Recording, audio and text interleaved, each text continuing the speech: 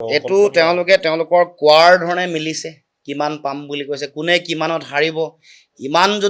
ইমান নিখুঁতকৈ প্ৰতিটো সমষ্টি তেওঁলোকে বিশ্লেষণ কৰিব পাৰে তেতিয়াহ'লে এইটো আমি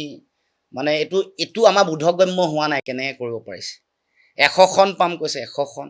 বিজেপিয়ে ইমানখন পাব কৈছে ইমানখন কোনোবাই ইমান ভোটত হাৰিব বুলি কৈছে কোনোবাই ইমান ভোটত জিকিব কৈছে আপোনালোকে এইটো চাই আছে বিশ্লেষণ কৰিছে দেখিছে নহয় যে যি কৈছে সেয়ে হৈছে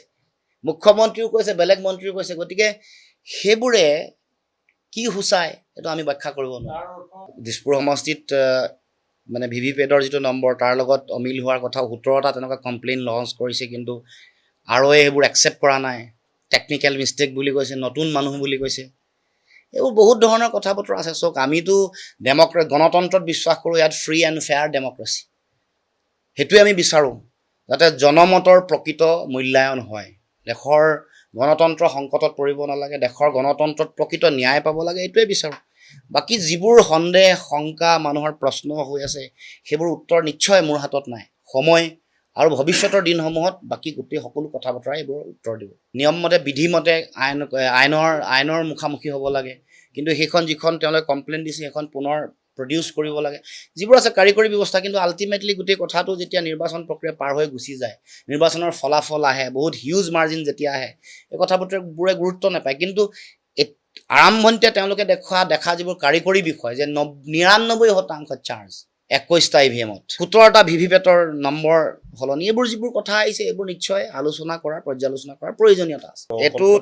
তেওঁলোকৰ কোৱাৰ ধৰণে মিলিছে কিমান পাম বুলি কৈছে কোনে কিমানত হাৰিব ইমান নিখুঁতকৈ প্ৰতিটো সমষ্টি তেওঁলোকে বিশ্লেষণ কৰিব পাৰে তেতিয়াহ'লে এইটো আমি মানে এইটো আমাৰ বোধগম্য হোৱা নাই কেনেকৈ কৰিব পাৰিছে 100খন পাম কৈছে 100খন বিজেপিয়ে ইমানখন পাব কৈছে ইমানখন কোনোবাই ইমান ভোটত হাৰিব বুলি কৈছে কোনোবাই ইমান ভোটত জিকিব কৈছে আপোনালোকে এইটো চাই আছে বিশ্লেষণ কৰিছে দেখিছে নহয় যে যি কৈছে সেয়ে হৈছে মুখ্যমন্ত্ৰীও কৈছে বেলেগ মন্ত্ৰীও কৈছে গতিকে সেইবোৰে কি হুচাই এইটো আমি ব্যাখ্যা কৰিব নোৱাৰোঁ দিছপুৰ সমষ্টিত মানে ভিভিপেটৰ যিটো নম্বৰ তাৰ লগত অমিল হোৱাৰ কথা 17টা তেনেকুৱা কমপ্লেইন লঞ্চ কৰিছে কিন্তু আৰু এইবোৰ একচেপ্ট কৰা নাই টেকনিক্যাল মিষ্টেক বুলি কৈছে নতুন মানুহ বুলি কৈছে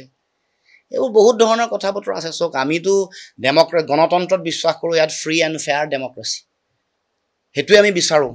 যাতে জনমতৰ প্ৰকৃত মূল্যায়ন হয় দেশৰ গণতন্ত্ৰ সংকটত পৰিব নালাগে দেশৰ গণতন্ত্ৰত প্ৰকৃত ন্যায় পাব লাগে এইটোৱে বিচাৰোঁ বাকি যিবোৰ সন্দেহ শংকা মানুহৰ প্ৰশ্ন হৈ আছে সেইবোৰ উত্তৰ নিশ্চয় মোৰ হাতত নাই সময়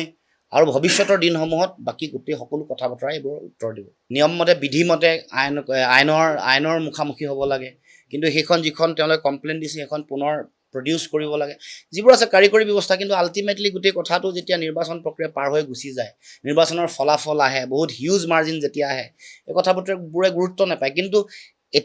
আৰম্ভণিতে তেওঁলোকে দেখা যিবোৰ কাৰিকৰী বিষয় যে 99% চাৰ্জ 21টা ইভিএমত 17টা ভিভিপেটৰ নম্বৰ সলনি এইবোৰ যিবোৰ কথা আহিছে এইবোৰ নিশ্চয় আলোচনা কৰাৰ পৰ্যালোচনা কৰাৰ প্ৰয়োজনীয়তা আছে যিকোনো খবৰৰ বাবে যোগাযোগ কৰক আমাৰ এই নম্বৰত 9181 307 2221